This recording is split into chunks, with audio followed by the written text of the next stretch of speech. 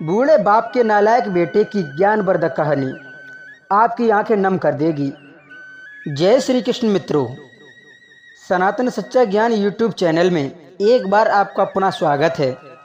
श्रोताओं, इस वीडियो में आज की चर्चा बहुत ही ज्ञानवर्धक एवं मोटिवेशनल है।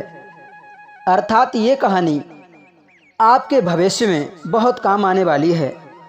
श्रोताओं, आज का हमारा विषय है कि बूढ़े बाप का नालायक बेटा। जो ये कहानी आपकी आंखें नम कर देगी और आपको बहुत बड़ी शिक्षा दे करके जाएगी। इसलिए आपसे अनुरोध है कि इस कहानी को पूरा ही श्रवण करें। और अभी तक यदि आपने हमारे चैनल को सब्सक्राइब नहीं किया है तो कृपा करके चैनल को सब्सक्राइब कर लें, बेल आइकन घंटी को ऑन कर दें। श्रोताओं, आ जाइए आपका कीमती समय नष्ट ना करते हुए सीधे इस शिक्षाप्रद कहानी पर ही पहुंचते हैं। प्यारे दोस्तों, किसी नगर में एक माधव नाम के सज्जन रहा करते थे। वह एक सरकारी स्कूल के अध्यापक थे जो प्रतिदिन स्कूल में बच्चों को पढ़ाने के लिए जाया करते थे। उनके 3 बेटे थे और एक बेटी थी। उनका बड़ा बेटा इंजीनियर था और मंझला बेटा एक अच्छा डॉक्टर था। दोनों बेटों की शादी बड़े घराने से हुई थी। दोनों अपनी पत्नियों के साथ अलग अलग शहरों में रहा करते थे। दोस्तों, माधव जी ने अपनी बेटी की शादी एक अच्छे परिवार में धूमधाम से की थी। प्रिय बंधुओं, अध्यापक जी का जो सबसे छोटा बेटा था उसका ध्यान पढ़ाई में नहीं लग पाया था। 11वीं कक्षा के बाद उसने पढ़ाई छोड़ रखी थी और घर पर ही रहने लगा था। वो कहता था कि मुझे नौकरी नहीं करनी है, मुझे अपने माता पिता की सेवा करनी है। दोस्तों, उसके ये कहने से मास्टर साहब उससे बड़े ही नाराज रहते थे। इसीलिए उन्होंने अपने बेटे का नाम नालायक रख दिया था। श्रोताओं, इधर दोनों भाई अपने पिता के बड़े ही आज्ञाकारी थे। जब भी बड़े दोनों भाई गलत बात किया करते थे तो उनका छोटा भाई उनकी गलत बात पर उनसे बहस कर बैठता था। इसलिए माधव जी उसे पसंद नहीं करते थे। प्रिय बंधुओं, जब माधव जी अपनी नौकरी से रिटायर हुए तो उनके पास जमा पूंजी कुछ भी नहीं थी।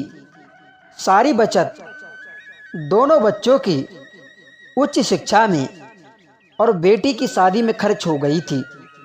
केवल शहर में एक छोटा सा घर और गांव में थोड़ी सी जमीन बची हुई थी और कुछ भी उनके पास में नहीं था। घर का सारा खर्चा उनकी पेंशन से चल रहा था। प्रिय दोस्तों, इधर जब माधव जी को लगा कि उनका बेटा अब सुधरने वाला नहीं है तो उन्होंने बंटवारा कर दिया और उसके हिस्से की जमीन उसे देकर उसे गांव में ही रहने को भेज दिया। हालांकि वो गांव में जाना नहीं चाहता था, परंतु पिता की जिद के आगे उसको झुकना पड़ा और गांव में जाकर के वो झोपड़ी बनाकर उनका वो छोटा बेटा, जिसे मास्टर साहब नालायक कहते थे, वो गांव में जाकर रहने लगा। प्यारे दोस्तों, इधर माधव जी सबसे अपने 2 होनहार और लायक बेटों की बढ़ाई किया करते थे। उनका सीना गर्व से चौड़ा हो जाया करता था। कहते थे, ये हमारे होनहार बेटा हैं, यही हमारे दोनों बेटा मेरा नाम दुनिया में रोशन करेंगे। परंतु माधव जी अपने छोटे बेटा नालायक का नाम भी नहीं लेते थे। दर्शकों, कहते हैं, होनी बहुत ही बलवान होती है, इसको कौन ही टाल सकता है। 2 दिन पहले ही दोनों पति पत्नी का रास्ते में जाते समय एक्सीडेंट हो चुका था। गंभीर चोट भी लग चुकी थी। वह अपनी पत्नी के साथ सरकारी अस्पताल में भर्ती थे। पत्नी की गंभीर हालत हो चुकी थी। डॉक्टर ने ऑपरेशन करने को कहा, जिसके लिए अधिक रुपयों की आवश्यकता थी, जो कि मास्टर साहब के पास में नहीं थी। श्रोताओं, फिर सोच समझ करके उन्होंने अपने बड़े बेटा के पास में फ़ोन किया, जो कि इंजीनियर था। उन्होंने कहा कि बेटा, हमारा एक्सीडेंट हो गया है, मुझे तो ज़्यादा चोट नहीं आई, परंतु तुम्हारी माँ की हालत बहुत गंभीर है, कुछ पैसों की हमें आवश्यकता है। तेरी माँ को खून चढ़ना है। क्योंकि श्रोताओं, ये बात 62 साल के माधव जी ने अपने बड़े बेटे से फ़ोन पर कही। तब बड़ा बेटा कहता है कि पापा, मैं आजकल बहुत ज़्यादा व्यस्त हूँ, मेरा आना नहीं हो सकेगा। मेरी विदेश में नौकरी लग चुकी है, मैं उसी की तैयारी कर रहा हूँ। आपका भी तो यही सपना था, इसलिए मैं बहुत बिजी हूँ। आप पैसों की व्यवस्था कर लीजिए, मैं बाद में आकर के दे दूँगा। उनके बड़े बेटे इंजीनियर ने ऐसा जवाब दिया। दोस्तों, उसके बाद में माधव जी ने अपने दूसरे बेटे के पास में फ़ोन किया, जो कि डॉक्टर था। उन्होंने अपने बेटे से कहा कि बेटा, हम लोगों का एक्सीडेंट हो चुका है और तुम्हारी माँ की हालत बहुत गंभीर है, जिस वजह से उनका ऑपरेशन होना है और खून भी चढ़ना है। हमारे लिए कुछ पैसों की आवश्यकता है, बेटा कुछ पैसे पहुंचा जाओ। तो श्रोताओं, मंझले बेटे ने भी झट से मना कर दिया। उसने भी कहा कि पिताजी, मैं बहुत बिजी हूँ, मुझे अपनी ससुराल एक शादी में जाना है और अर्जेंट जाना है। हाँ, इतना ज़रूर है, आप पैसों की चिंता ना करें, आप कहीं से व्यवस्था कर लें, मैं वो पैसे आकर के दे दूंगा या फिर भिजवा दूंगा। दोस्तों, जब मझले बेटा ने अपने पिता से फ़ोन पर यह कहा तो उन्होंने बहुत मायूसी से फ़ोन को रख दिया। अब उस नालायक को फ़ोन करके क्या फ़ायदा। पिताजी विचार करने लगे, जब ये दो लायक बेटे कुछ नहीं कर रहे हैं तो वो नालायक क्या कर देगा। उन्होंने सोचा और बोझल कदमों में वो अस्पताल में अपनी पत्नी के पास में पहुँचे और कुर्सी पर ढेर हो गए।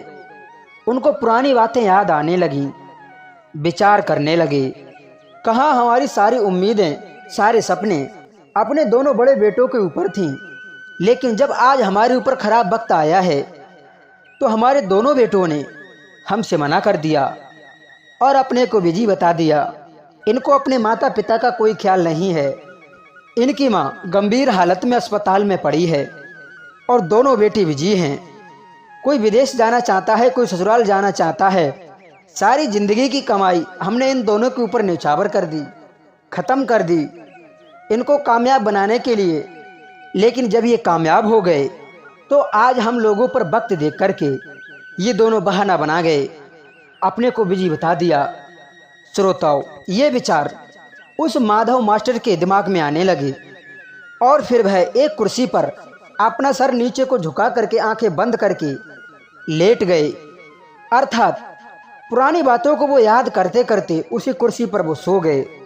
मित्रों, तब तक इधर क्या होता है, एक आवाज़ आती है कि पिताजी। जब पिताजी की आवाज़ सुनी तो मास्टर साहब की निद्रा टूटी तो देखा कि सामने उनका छोटा बेटा नालायक खड़ा था। उन्होंने गुस्से से उसे देख करके अपना मुंह फेर लिया, परंतु उस छोटे बेटा ने अपने पापा के पैर छुए और रोते हुए बोला, पिताजी, आपने इस नालायक को क्यों नहीं बताया? परंतु मैंने भी आप लोगों के ऊपर जासूस छोड़ रखे थे। खबर मिलते ही मैं दौड़ा दौड़ा आया हूँ। अपने पिता के विरोध के बावजूद उसने उनको एक बड़े से अस्पताल में भर्ती कराया, माँ का ऑपरेशन कराया, अपना खून दिया, दिन रात उन दोनों की सेवा में लगा रहता था और अकस्मात एक दिन वह गायब हो गया। माधव उसके बारे में फिर बुरा सोचने लगे थे। फिर तीसरे दिन वो वापस आ गया। 1 महीने में ही उसकी माँ भली चंगी हो चुकी थी। वह अस्पताल से छुट्टी लेकर उन लोगों को अपने घर ले आया। माधव जी ने फिर अपने छोटे बेटा नालायक से पूछा कि बेटा, तुम पैसा कहाँ से लाए हो, कितना पैसा खर्च हुआ है? दोस्तों, माधव जी के पूछने पर बता दिया कि खैराती अस्पताल था, उसमें पैसे नहीं लगे। घर में नौकरानी थी ही, वह उन लोगों के लिए नौकरानी के ऊपर छोड़ करके वापस अपने गांव चला गया। श्रोताओं, धीरे धीरे सब कुछ सामान्य हो गया था।